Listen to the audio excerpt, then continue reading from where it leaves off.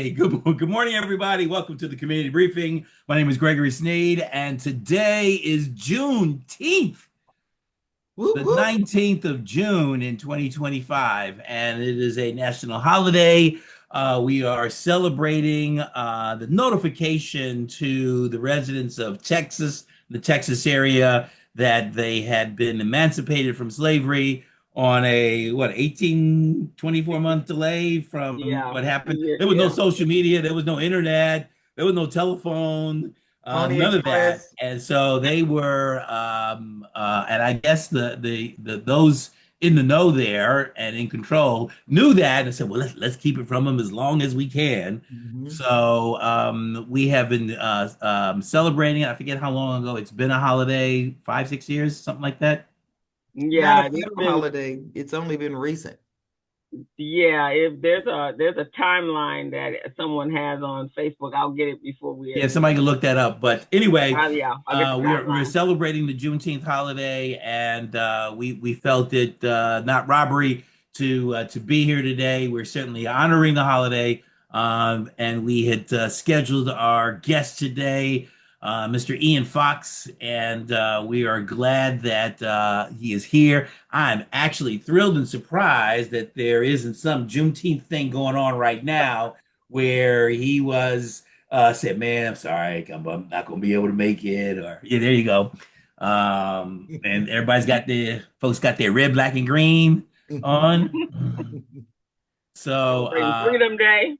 Freedom Day, exactly. So power to people and all that. Anyway, so yeah, my name is Gregory Sneed, CEO of Lifesaver Financial Services, and we're glad you're here. Sit back, relax. We've got a great show for you today. Now it's my pleasure to welcome to the virtual stage the Queen, the Juneteenth There Queen you go. of the community briefing, Miss Crystal Mitchell. The rebel, the rebel of the group. Welcome everyone. As Greg said, I'm Krista Mitchell. This is one of my other favorite days, just like the whole entire month of February. That's when I get to be the blackity black. And but this is an important day for freedom, especially since what we are going through in America right now. Everybody should be on the bandwagon for freedom because you're about to lose it. So this is an important day for us. As Greg just said, they let the four little folks in Galveston, Texas, know that they had been freed for 2 years, actually. And so we're excited to be here. And Ian is my favorite man in the city, one of my favorite men in the city. We go way, way back with Recycling Black Dollars and some other things. And so I'm so happy to have him here today, so you guys get to know all about him. He's far more than just our community photographer. He just there's a lot to Ian Foxx. That's what we're gonna say. I am the inspiration behind the community briefing.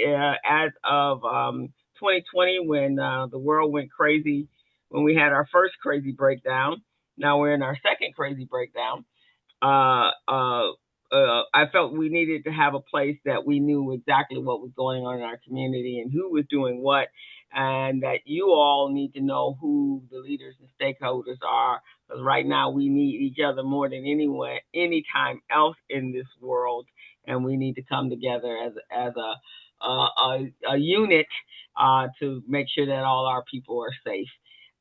So that's the purpose. And then this wonderful team came aboard with us, and so we've been making it happen for the last 5 years. So that's a commitment in itself for all four of us to be here 5 years later.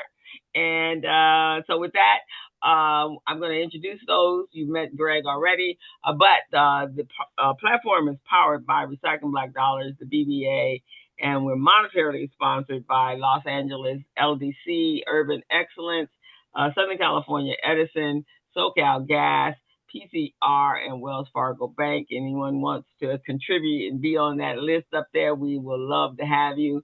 And with that, I am going to introduce our team. So you met Greg and Miss Robin Billups. She's the other spicy person on this platform. And Mr. Stephen Turner, and he just, I think he lost his connection. He'll be back in a minute. and he's our producer. We couldn't make this happen without him making the connection, and all of us actually going into our networks and bringing on these amazing people. If you have anyone that you feel that should be over here talking to us all and should be introduced to our community, please refer them over to anyone, either one of us. And with that, I'm going to kick it back. I'm going to kick it over to Miss Robin Billups. Greetings, everybody. Robin Billups with the Billups Group. I'm excited to be here because, like Crystal said, as Greg has said, Ian Foxx is that guy. He's that guy. We're going to have a great conversation. My tidbit for today, if you're not listening to NPR, if you're not dialing into NPR, yesterday they had a really great story on a lady by the name of Frances Perkins, and she literally is the woman behind the New Deal. I strongly suggest you get to understand what value she brought to Black folks in particular.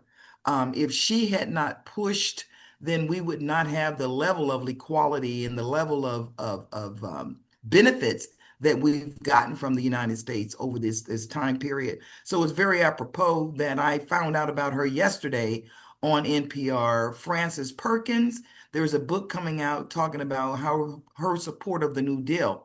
And so it's just, again, apropos that we have Ian Foxx talking to us today, who really has our, Black Los Angeles, but he got deep roots in some other Black chocolate cities. So we're looking forward to this conversation. I'm going to kick it back over to Greg so we can get started. Right on. Thank you, Robin. Thank you, Crystal. So today's guest is Ian Foxx. And if you've been anywhere around Los Angeles at events, especially events where there is a preponderance of African Americans, you've seen this brother walking around, and he can slide through the crowd with the ease and deftness, never stepping on anybody's toes, literally and figuratively, and taking photographs. He hails from the city of Detroit, Michigan. And actually, I'm gonna give brother maybe a little theme music here for his intro. How about that? Okay, we don't do that one. We'll do this one here. About this one. Let me figure something. On lights, camera, action. So Ian Foxx. All right, that's enough of that. So we don't get flagged by the sigils. Exactly right. So Mr. Ian Foxx is we'll call him a celebrity photographer. I always tease Ian because when I go out somewhere and I see Ian there, I know I'm in the place to be. Then if I go out and I don't see him, I know something else is jumping off. And I'm like, damn, I'm in the wrong spot. I need to be somewhere else. So I tell him that often when I see him. But I guess he left Detroit. He migrated to Seattle, Washington, and he performed as an actor and company manager with the Black Arts West Theater. He also founded Fox Follies Productions. He was writing, directing, and producing different shows. One of them was Red, White, and Blues, a bicentennial statement in rhythm.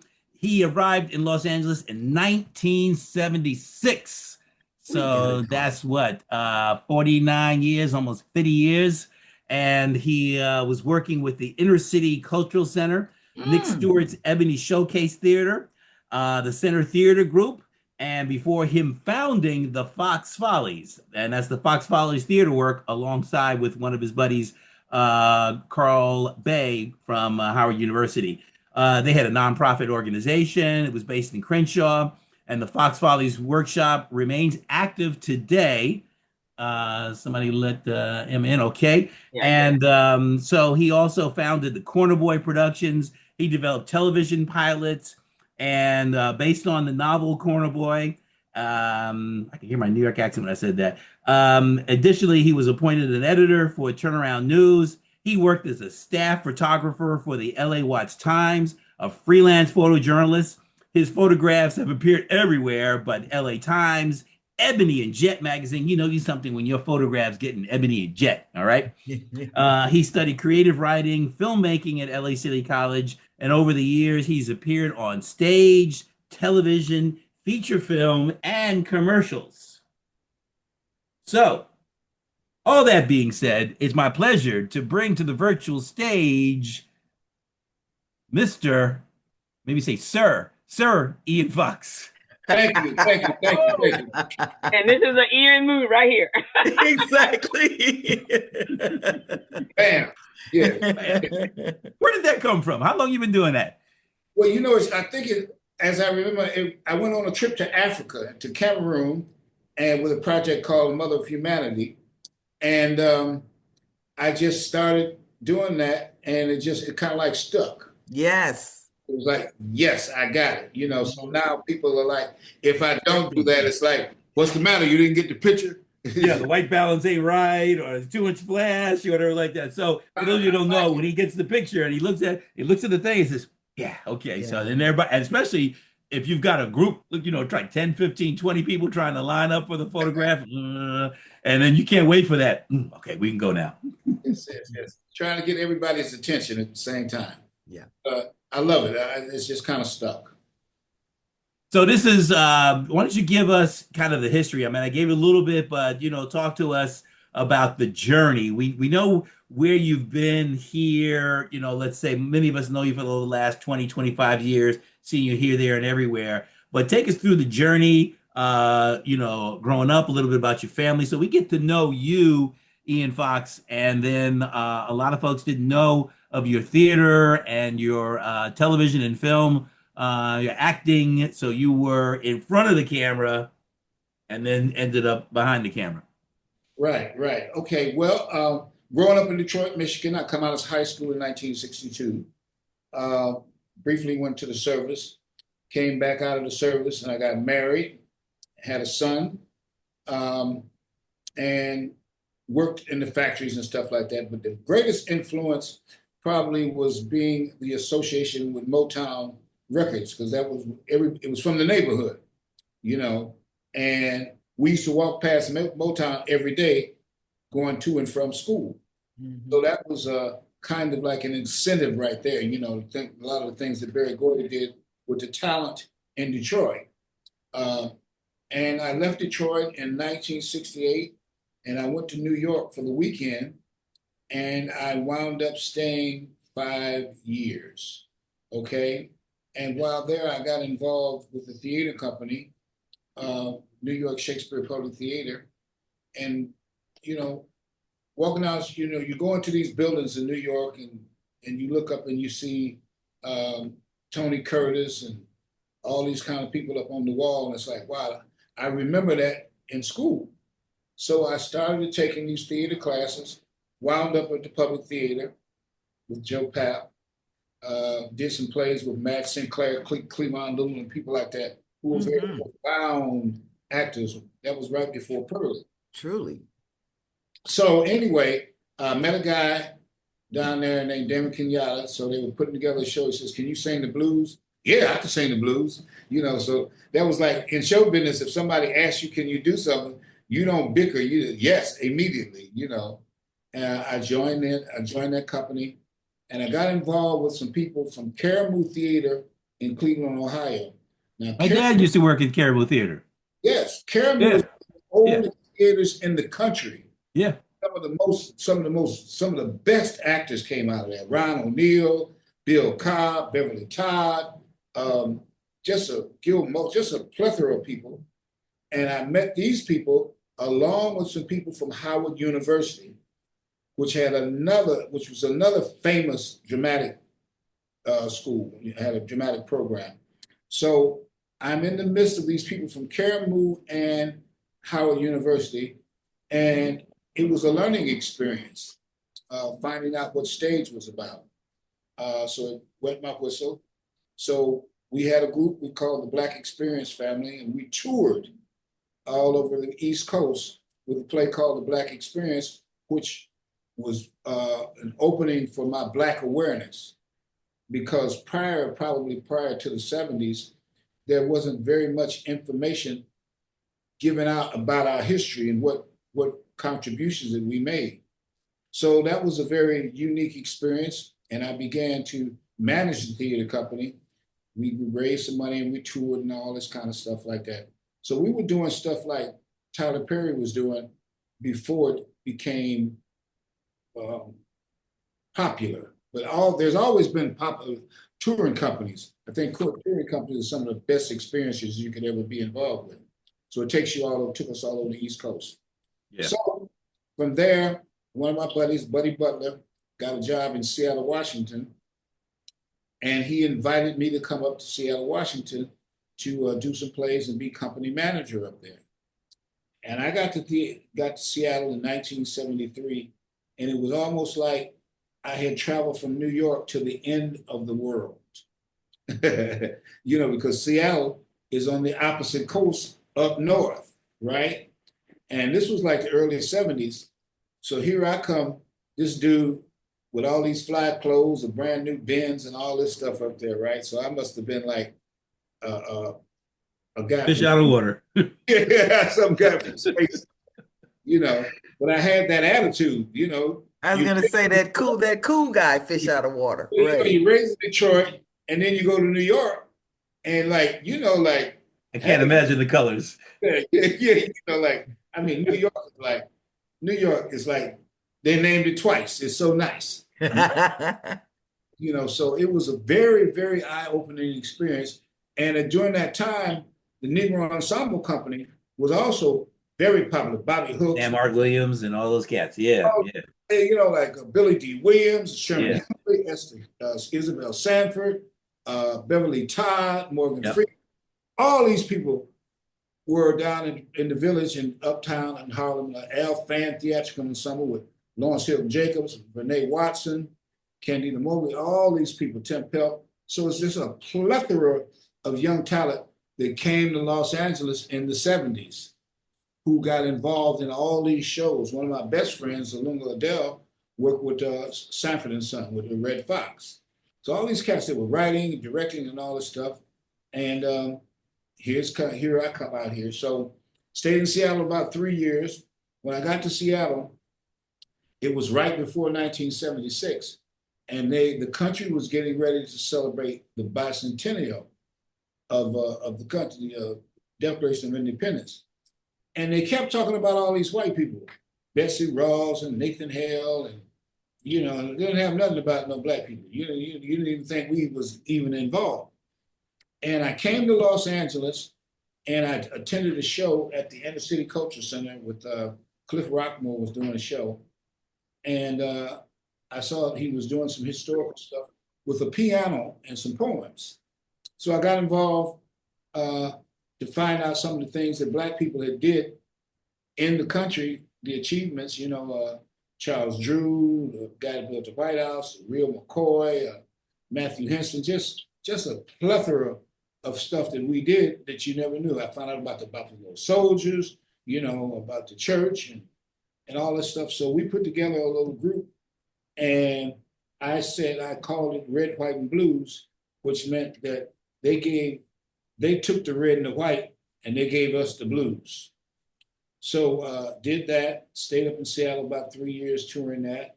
And then I came to Los Angeles in 1976. That was very enlightening. First movie I did in LA was a movie called Disco 9000 with Stymie Beard. So, that was like, you didn't watch The Little Rascals all your life, and then you wind up doing a movie with Stymie Beard in it. So that was a great incentive.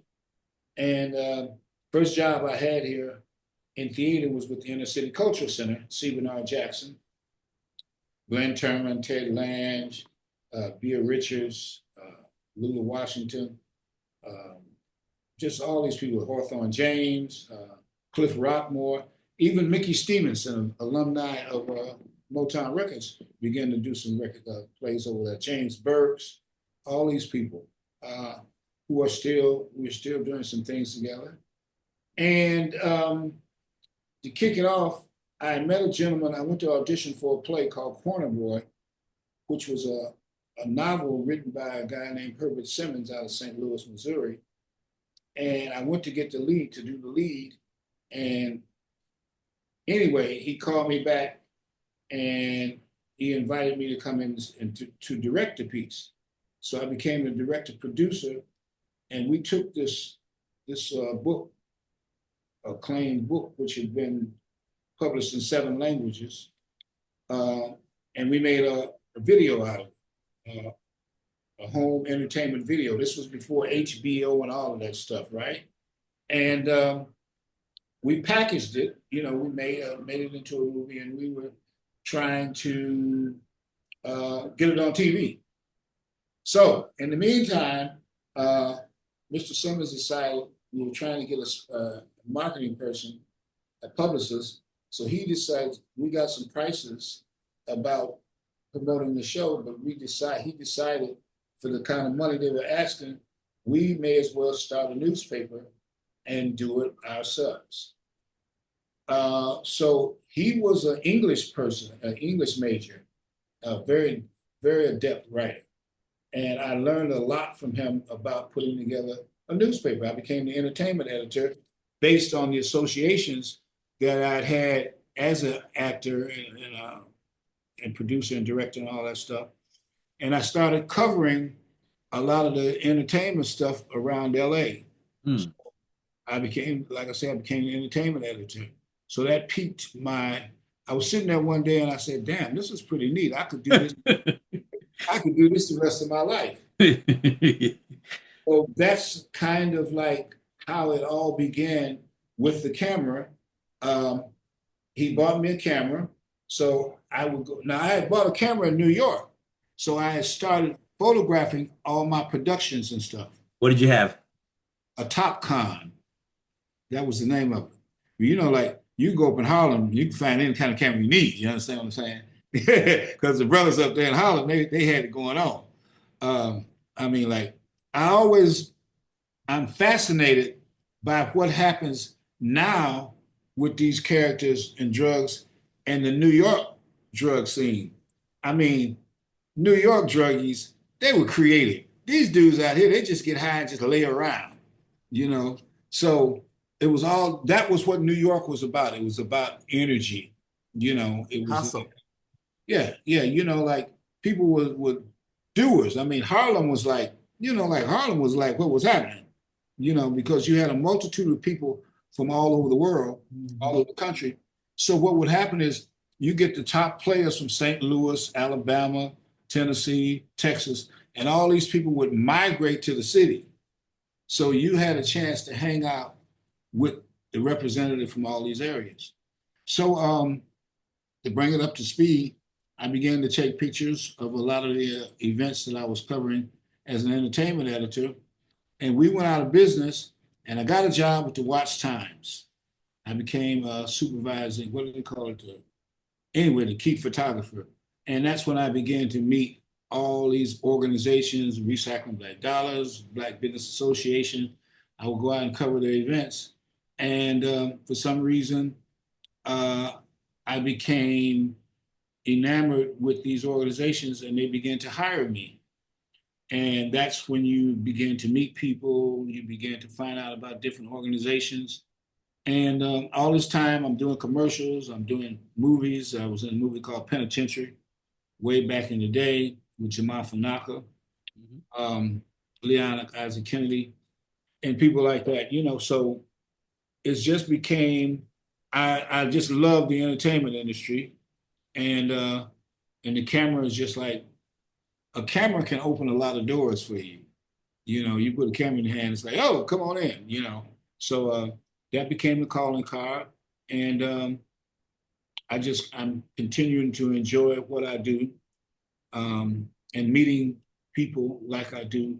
And now my efforts are basically going towards the young people and learning from them and building a staff of individuals that can provide social media, social media aspect to the camera, to our involvement in developing organizations and developing us as people. So that's about where I'm at right now. Penitentiary, you were pretty red, huh? Absolutely, brother. So, Absolutely. the theater market, and certainly in New York, you mentioned the Negro Ensemble. What's the word? Douglas Turner Ward. That's who I'm thinking of. Yeah. I said Sam Art Williams, but Douglas Turner Ward and a number of others helped put that together. And they were at the St. Mark's Playhouse. Him and Bobby Hooks. Yep. Bobby Hooks is still alive. He's still here in LA. Very, Is that very right? big pardon? Is that right? I didn't know that. No. Yeah. Yeah, yeah, yeah. But I mean, Bobby Hooks was like, he was the man. It was like the trouble man. And Bobby was an actor, producer, director. And he's still like, he's got kids involved in theater. But Bobby Hooks and Douglas Turner Ward, they did yeoman's work with the Yeah. Negro. I can't say the number of adult beverages I've had with Douglas Turner Ward at the time was B. Smith's, Right. and he was an anchor at that at that restaurant. Uh, so if you walked in there and you didn't see him at the bar, you need to do a wellness check. Knock on his door and see if he was doing. So talk to us, I guess, about on the photography side. I mean, because you started and it was all film. So how were you getting that developed? And then how did that change when everything started going digital? So talk to us a little bit about the photography piece itself. Well, okay. Did you do your own developing? Did you have your own sort of No, dark room? I never did do the dark room thing. I got in and there was a place up on Wilshire and Highland where all the photographers would go to develop their films. It was a different process because you didn't know what you had until you came out of the lab, right? So subsequently, I would shoot a lot of film, making sure that I had everything covered. And then the digital era came along. But I think what changed a lot for myself was while I was up in Seattle, I worked with a guy by the name of Nate Long, and I met a gentleman by the name of Joe Wilcox, who was a video individual. Joe Wilcox used to produce all of Michael Jackson's videos back in the day. And I saw Joe Wilcox shoot a project film style with a video camera, meaning usually with video, you have a 3-camera setup. But Joe Wilcox shot it film style with a video camera. So that means he only had one camera and he used different setups. And I thought that was fantastic. So that wet my whistle in terms of the video aspect. But digital changed a lot of things in photography because, first of all, you could see your photos in your camera before you even developed. So that was very enlightening. So it kind of like took the middleman out in the studio. So you didn't have to go develop any film anymore. You just had to have these discs, and you had the floppy disk, and you had the this other disc, DVDs and all this kind of stuff for video. And you could put your photos on there as well. Then obviously Smug Mug came along where you could post your stuff and people could see your stuff, even if you weren't there, and it kept a record, keeps a record of it. So things have continued to evolve. I had a studio where I started shooting headshots. So it's like, I guess I was a paper boy when I was a kid. So you get this entrepreneurial spirit, and you just learn how to do things, learn how to run a business, not formally, because I think school and books and that kind of teaching, it gives you more of a format, because when you're out in the street and you're hustling, it's a trial and error kind of thing. So now it's like, business, you got to have a business plan.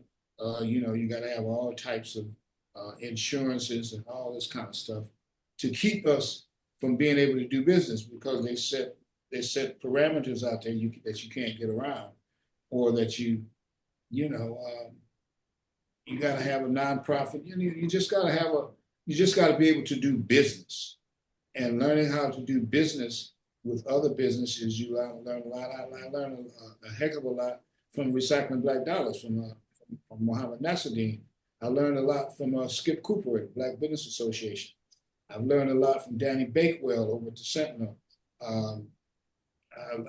Just working with Sarah and working with Crystal and working with you, working with your sister. You meet people who are doing things, and you kind of like align yourself with the movement. I learned a lot from Ayuko Babu over at the Pan African Film Festival. I must have been, I think I've probably been shooting that like 25 years. So you meet a lot of new filmmakers, you meet a lot of actors. So it's a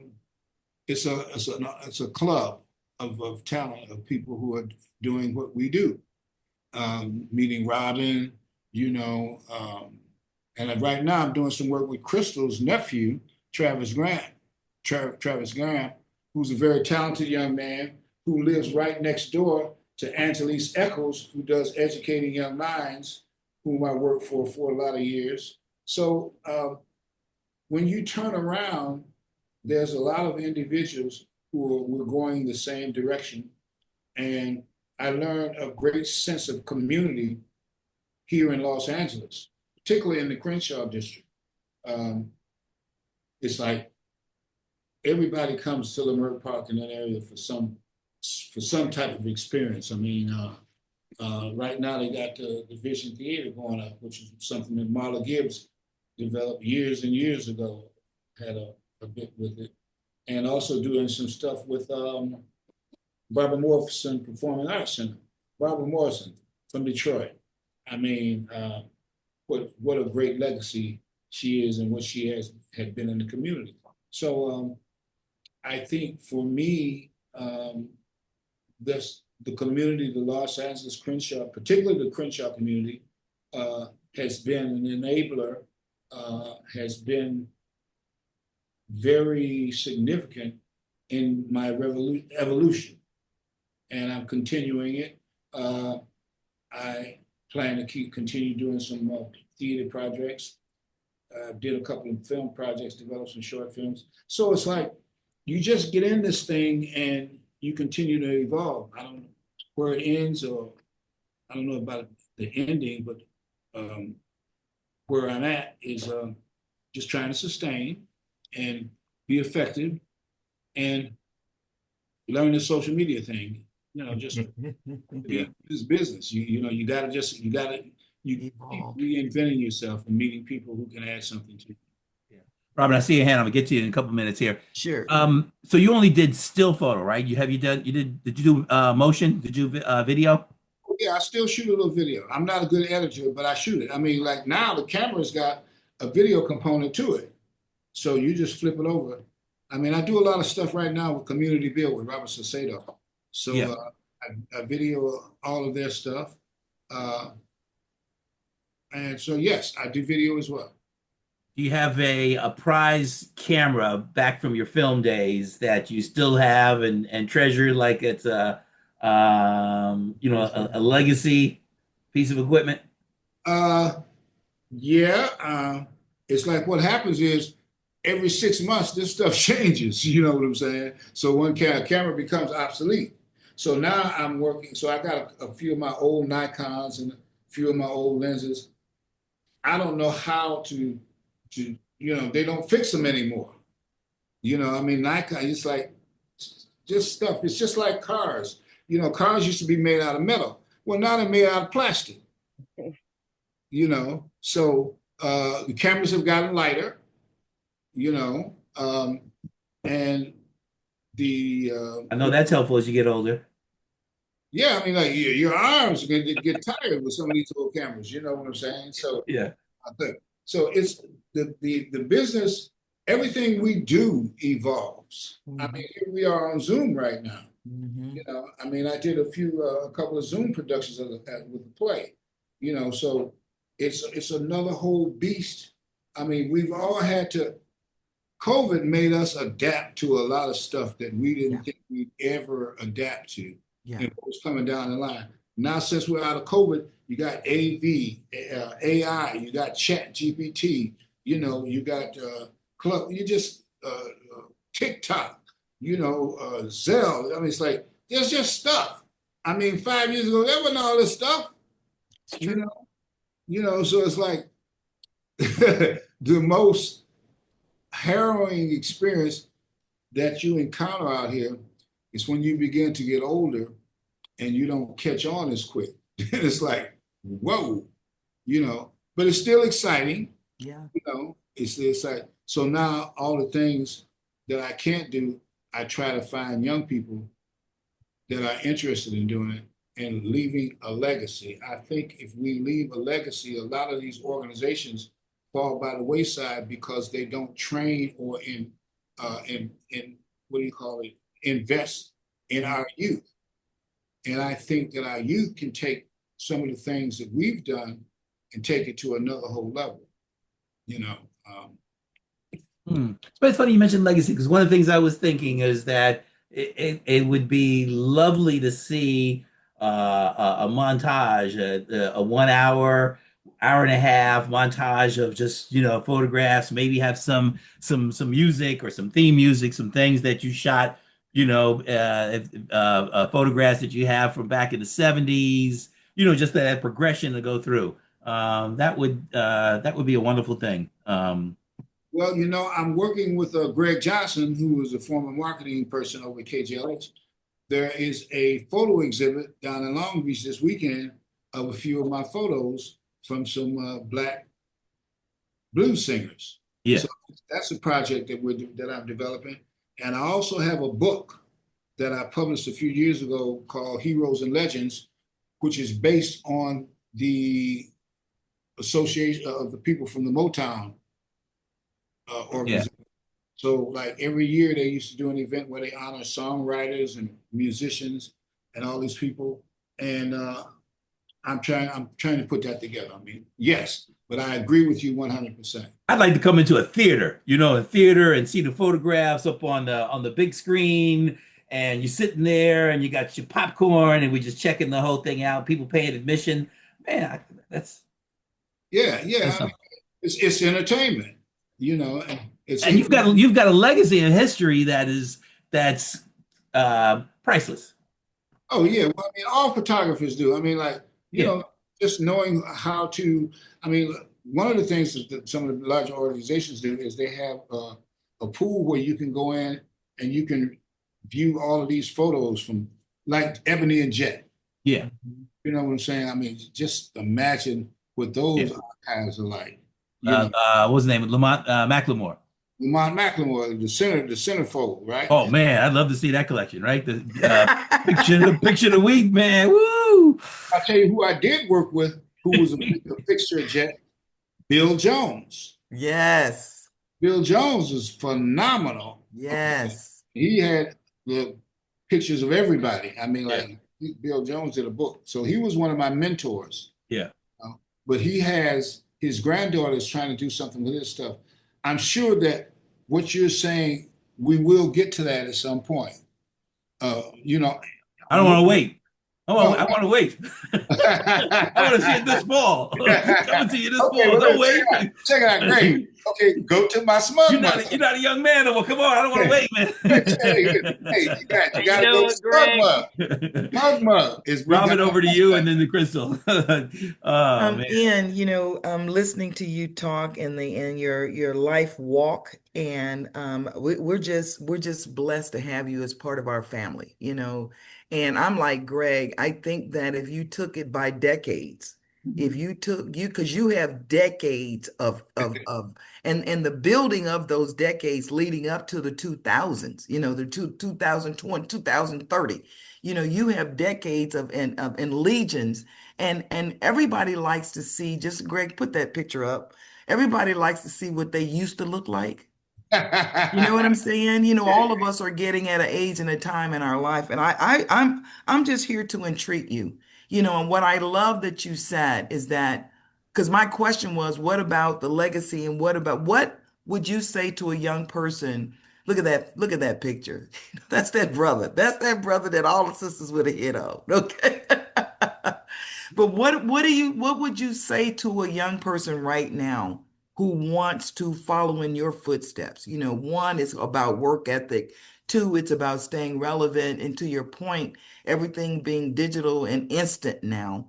But I think that your walk in obtaining a group of marketable skills, you didn't just do photography. You covered the whole gamut of that area. So what are some of the tidbits that you would share with some of these young folks, especially like the guys that you're working with right now? uh, I think one of the adages is that once you find something that you enjoy, you never work another day in your life. Your life, yes. So this has not been work. It's been Yes. an experience. Yes. My granddaughter told me something. It's when she was 12 years old. She's now a champion softball player. They won a championship this year. She said, if your dreams don't scare you, then they're not big enough. There you go. There you go. So I would like to impart that to all of the young, particularly brothers, Mm-hmm. is pursue what you aspire to be. I mean, it's like if you like something, then that's what you should do. I mean, just a job is not very fulfilling because it's just over broke. That's what a job stands for. So you learn a lot of them little adages out here. Yeah. Yes.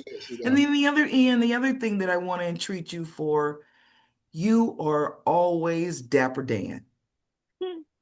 I don't care what event you are at, casual or elegantly dressed. You represent Detroit. You represent that time period when men dressed. And I want to thank you for that. And I have never seen you in what I call a little kid suit. You wear men's clothes and shoes. And I want to entreat you for that. Thank you. That means a lot. I mean, it's like, well, you learn that. That's the Detroit in him. Yes. Yes. That's the Detroit in him. Yes.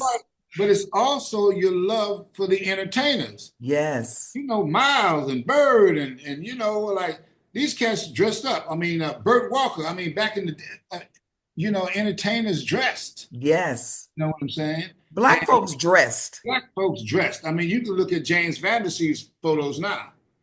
Harlem back in the day. I mean, we dressed. We dressed. Yeah. Men dressed. Yeah.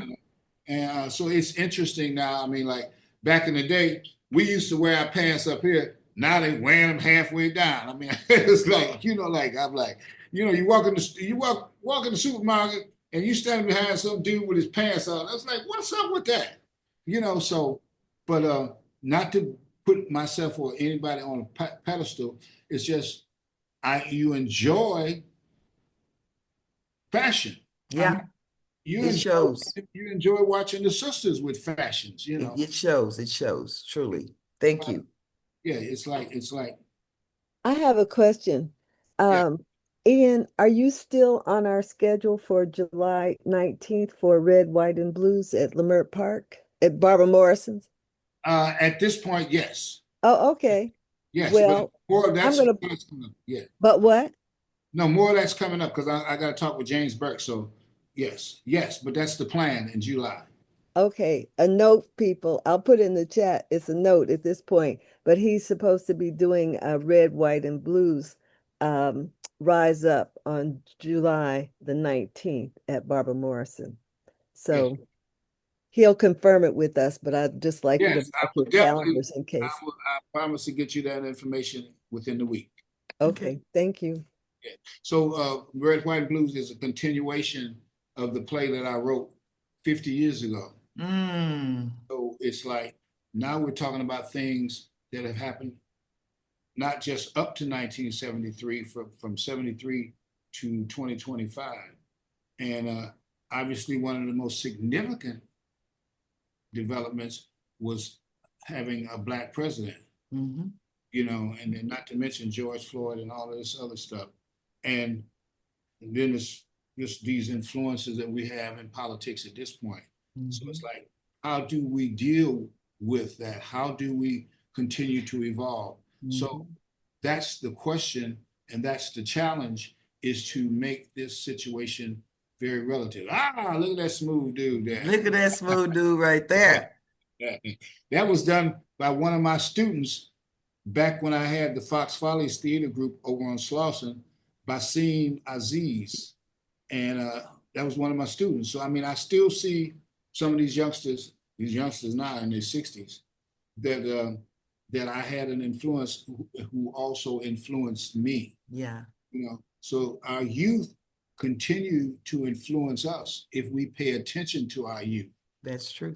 you know, and don't get enamored with it's like all this other stuff. I mean, it's like I moved to California, just to add this, so that I could make movies and my son could play baseball. Mm.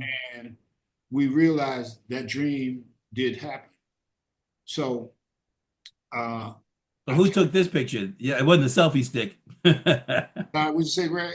I said, who took this picture? What you didn't use it wasn't your cell phone with the arm out.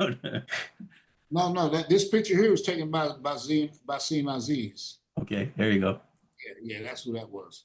So you know, I mean, but anyway, right now, the thing that you mentioned, Greg, about the photography book and putting it on film and rebooting Red, White, Blues, those are the things that I want to evolve in at this point. Well, you know, in the end, the thing is that people are always interested in the backstory, right? And you have the backstory to go along with these pictures. And that's why Greg is saying, you know, to be able to go into a theater and have you narrate, why you took this picture, what was going on at that time period, and who all was in the room, and, that type of thing. That's back to us knowing our Black history, because you're Black history, Right. Well, I mean, know, yes. And the people that we photograph are our Black history. no question. So what makes it interesting as a photographer is to try to capture a photo that says what the event is about, Yeah. or says two individuals. Like last week, I covered something called Cal, which is Gail Willis and Ricky Ivy, and Karen Bass was there along with some of the community people. So if you see Karen Bass and Danny Bakewell in the shot, you're trying to capture this image that you want to say, I wonder what they're talking about, or that you know that they're communicating in the same format, the same group. So that happens a lot with all the people I used to meet at Recycling Black Dollars. I mean, Mohammed Nasruddin had the movers and shakers in the community. So you wind up with a lot of historical elements at particular events, which are worth capturing, because these are our moments of history. Yeah. So Thank you. It's like when I see you in Karen A. Yeah. It's like so just the smile that you have now, to capture that smile, and it makes the person wonder, what is Robin so happy about? What is Robin involved in? Yeah. What is Crystal involved in? You know what I'm saying? What is Greg involved? I mean, see, Greg and his wife, I mean, not only are they at events, they're involved in the events. You know what I'm saying? They're not just hanging out. They're involved in what's going on. And I think most of the people that we associate, that we know, we're involved in our community. We're involved in the happenings. We're involved with what happens to the children. Shanae has a message for you. Yes. What is it? Yeah, take yourself off mute, Shanae. Yes. Hello, everyone. Happy Juneteenth. I just happened to see the email come through that Ian was going to be on here, and I'm like, oh, I have to come and celebrate him. Thank you, Shanae. How you doing? Always good. Always great to see you. Yeah. And, just to speak about what Robin said, your energy is so wonderful and positive and spreading in every room that you're in. So I'm always so glad when I see you in each of these rooms. And, it really points to also the intentionality of when you're taking pictures. You're not just taking a picture to take a picture. You really take pictures to send messages too. So I really appreciate you, Ian. And it means a lot to the organizations, because the organizations can express what they're accomplishing, what their achievements are. So that's the purpose for having a photographer, to embellish what you are doing. Ian, I put your contact information in the chat. Share with us what types of events. I mean, we know you do the sort of the black tie events and the big dinners and Urban League and all that. But I don't know, do you do weddings, you do graduations, you do church, or you say I do it all, or maybe there's some things you don't do. So just give us a little snippet about what you're available for, so you can.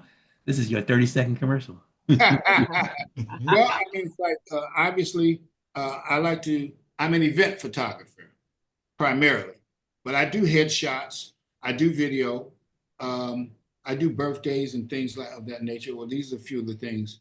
That's Cal, that's Urban League, that's the book signing we did with the Barbara Perkins. This is out there in Pasadena. Did a lot of stuff with the fire. I'm doing a lot of stuff. Yeah, that was this last week. Doing a lot. Jackie B. Barbara Perkins. I did some stuff with her organization. So Dave Ford, great guy. Edison, just a great guy. He was relating things that he had been about, and doing a lot of work with Danny Jr. here. I do a lot of work with the Sentinel. One of my greatest inspirations was Brenda March Mitchell, who worked with that. Yes. U.S. Bank. You go in and you do these bank photos, and everywhere, Robin Pennington, Jewett Walker, pastor. These are great individuals. So it's a learning experience, and I enjoy it. I just left Detroit last week, and I did one of my friend's son's graduation. Oh, Urban League, the 50th annual. I've been doing some work with the Urban League since John Mack. When you pull up some John Mack pictures, you pull up classic individuals in the community. Chris Sharp, I've been working with Chris. Chris just does everything. And Kiki Shepard, people like that. It's like, man, what is that? Michael. Where? There's Robert down there, Robert Saucedo. Yeah, right. Robert, everybody was there the other night. And it was done a little differently. They usually have a sit down at the Beverly Hills Hotel, but Cynthia Mitchell Hurd wanted something different for the 50th anniversary. So they went to, we were at Skirball, and it was just a really wonderful event. Sarah was there. It was just great because for 2 hours, you just got to mix and mingle with the community. And then at the end, they had entertainers. And so you had the Winans there and Kiki Adele. Wines, And Kiki Wines. They were all. And then they ended up with Dougie Fresh. And then Dougie Fresh, yeah. And somebody named October or November or something. The kids were having October London girl. Yeah, they were having so the children. Jennifer Lewis was a jewel. She was that's a St. Louis girl. Yeah. Then you got Norm Nixon, who's married to Debbie Allen, but found out a lot about Norm that you didn't really know about his efforts to keep the Debbie Allen Dance Academy alive. So you found out a lot of the things about some of the people in the community that you don't readily know about. So it's an experience of just covering these people. Glenn Turman, just a sweetheart. Yes, Glenn's a great guy. And you get to all the events free and get paid, no less. We got to buy a ticket. We might buy a $250 ticket. Ian just walked in. He got paid for nothing. Everywhere. If you want to know what's going on in Los Angeles, go over to Smug Mug. You get to eat too, and eat too, right? Show up with the camera. I'm pressed. Anthony Samad. Samad, just a great dude. Greg Doolan, working with Greg and his daddy, after all these years. Judge Maybelline, she just had the Huff Awards. Joy Atkinson, William Allen Young, Pastor Smart with Southern Christian Leadership Conference. Yeah. Just look at Danny Bakewell. It's like, he looked like he lit, right?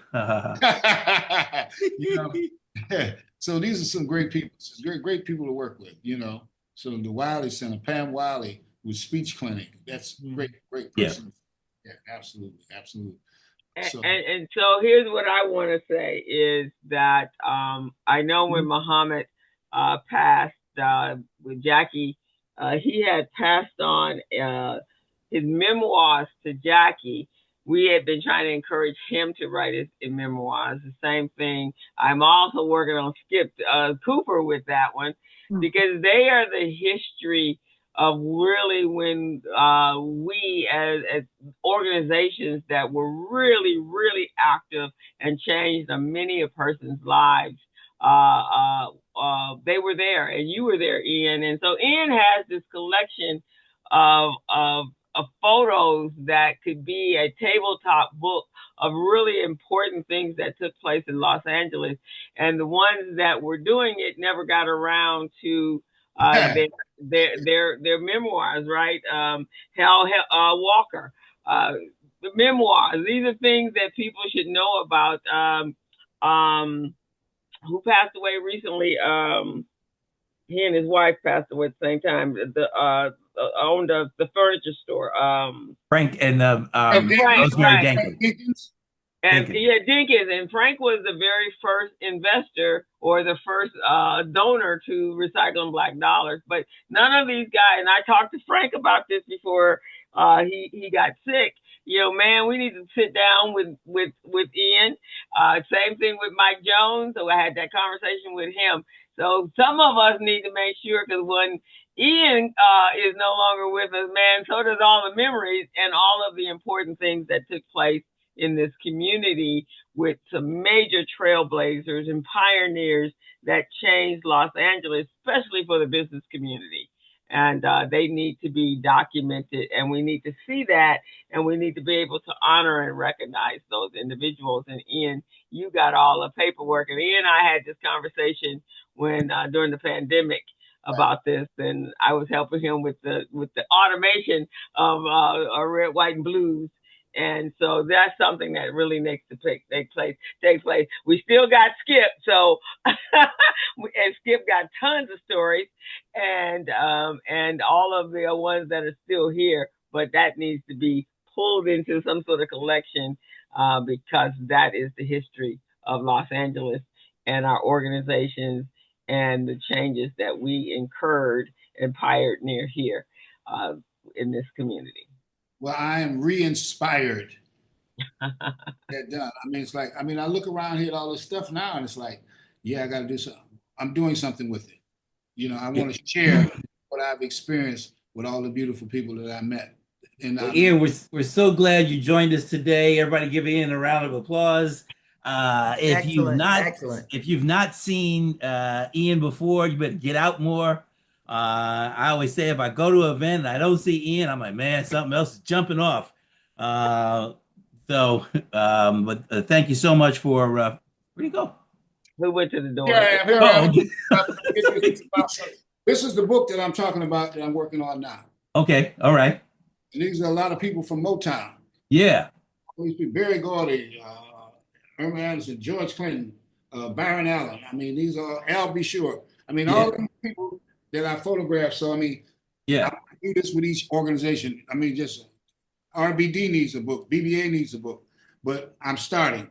Okay. Right. And Los Angeles Urban League with John Mack. And that was really significant in Los Angeles when John Mack came about and the first president of the Urban League. So maybe all of us in our organizations need to sit down with an Ian, go find us some money and put together that to represent, especially with what's going on in the world today, where they're trying to make sure that we disappear in the history and the impacts and the major changes that have taken place on behalf of the African American community. We don't need to worry about them. We need to worry about making sure that we have everything documented so we can pass that on to our children. Absolutely. It's on us. It's on us. I mean, they can't stop us. You know, only people can stop us is us. That's it. But I do know our children. A lot of folks working on that. Stopping themselves. As my nephew said, he says, Mr. Ian, he knows everybody. I said, yeah, he does know everybody. That's why I made the connection for you and Mr. Ian. And then he says, and then Ian says, you know everybody. I said, yeah, but not in the same way Ian knows everybody. But no. And he's just so impressed because, you know, they hear me, but, you know how that is. Your children hear you talk about what's going on, and that's not important. That's that lady over there that's just talking. And then they meet somebody else and they tell them what you're doing, and they're like, wow, now let me go over here and ask Auntie Chris, who is that, Auntie Chris? Who is this and who is this? So he's learning who the community is. This is the community you live in. And you could be one day doing what Ian is doing if you're out there meeting people and people know He what will you're be. doing. Okay. Travis will be. No question. Okay. And it's so much easier now with digital, because back then you didn't realize what shot you had until you got to the lab. And if you might have missed something or it was out of focus. Right, You got the right. right shot, but it wasn't, you know. You can see it immediately. Yeah. You don't always have autofocus. Exactly. So before we get off, today is another legend in our community, and Marva from Vermont Boston. Today is her birthday, isn't it, Terry? Marva Terry, Smith, Battle Bay. Battle Bay. Today is her birthday. That was a pioneer in our community. I mean, we didn't even know how much power Marva had, but Marva was holding everybody at bay, protecting our community all the way up to the day that she left us, and then afterwards. So there's just amazing people that have been in our community that has passed on, but they left an amazing legacy. Juanita So Tate. Marva and Juanita Tate were the two chicks that I'm scared of them. When they call, I'm answering. Let me put on my act right, drink my act right juice and show up and do whatever they tell me to do. Yeah, she Powerful women. She was the powerful woman here. I didn't know until afterwards, and I got some of my friends called me that are in the know and said, yeah, Marva was the one that was protecting our community. She was protecting our community, and I think Vermont Lawson, I believe, is the only organization out there that actually owns property that really don't need funding from anybody. And so they're definitely self-sufficient, and that was her work. Terry must have stepped away or is on another thing, because Terry was her confidant there when she was alive. She was always with Marva. And so, yeah, we have to contribute and we have to pay homage to all of our Yeah. I got you, Sarah. Well, she laid the foundation for him. How about that? No, I meant the part about they don't need money. Right. Oh, okay, yeah, that part, yeah. But I mean, truthfully, they do own a lot of property in the community. But yeah, they've done some amazing things, and each one of our organizations have a purpose in this community that has really changed our community and made it for the better. So all of those, especially the ones that founded the organizations, and then those of us that are carrying on those organizations, each one of us, and if we all come together and work together, we'd be a powerhouse, and no deranged individuals could break that down. Right on. So next week, we had a guest, but we had to reschedule. So we have an open forum. But my thought is, June is Black Music Month, or it was renamed African American Music Appreciation Month, something like that. So maybe we'll do is we'll have an open forum and we'll talk about Black music, because music is like the arts and theater and film. It's our culture, and it carries us through. And music can be an inspiration, and believe it or not, music can also be medicine. It is. Okay, so we're all everybody's challenged on here to bring their top 3 songs. Gotcha. And whatever genre, that's your thing. Whatever the genre is, this all of our regulars. Let's everybody come up with your top 3. That's gonna be really hard. It's gonna be really, really hard. That's gonna be really hard for Greg, because Greg absolutely loves music. It's gonna be really. I grew up in St. Louis. It's a music town. Yeah. That whole Midwestern East Coast thing is a little bit different. But but I think if all of us can bring our top 3 songs, and that'll be a part of our conversation. Greg, I already know my number 1. Which one? It's Marvin Gaye, What's Going On. Hey. Yeah. That whole album. I'll just call that album is one song. Miles Davis, Kind of Blue. Yeah. Yep. Love Supreme. Well, Love Supreme would be, Love Supreme over Kind of Blue for me. Yeah, exactly. So, but it's up there. Yeah. And So this All right, is so gonna be everybody's fun. gonna bring That's their gonna top. be fun. and I Those of still you have that are. Love Supreme and Kind of Blue on vinyl. Oh wow. Wow. If you are listening on Facebook, you guys are welcome to join us in person. The information will be up, but come on out and let's talk about music. But last what was it, the Country Music Awards were last week or 2 weeks ago or something, and they decided to change the genre to classic country, and then the new people, which is supposed to be the black folks, they do not realize that all that came from us. So I don't care why they can divide it up to now into doomsday.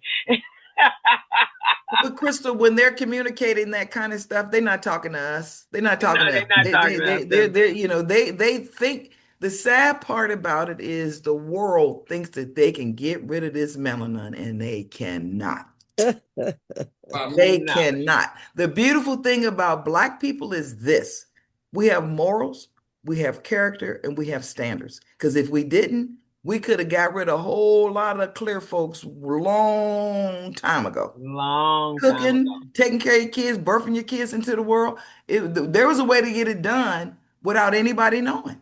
That's Without why their anybody kids messed knowing. up. So don't They even can't start me raise- with that one. That's why their kids are messed up. They can't raise them.